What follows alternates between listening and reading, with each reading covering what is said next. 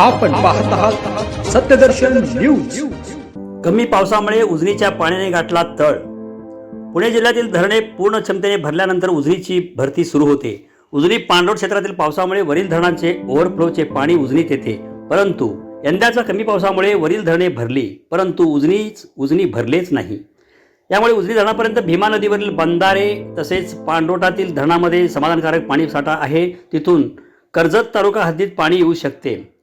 तालुक्यातील नदीपात्राचे पूर्णपणे वाळवंट व नदीकाठ ही ओसाड होण्याआधी वरील धरणामधून भीमा नदीपात्रात पाणी आणावे लागेल। त्यासाठी केवळ राजकीय इच्छाशक्तीची गरज आहे। निर्मितीनंतर 12माही असलेले उजनी धरण आता 8माही झाल्याने पाण्याच्या उपयोगी तत्वाचा प्राधान्यक्रम ही बदलून गेला आहे।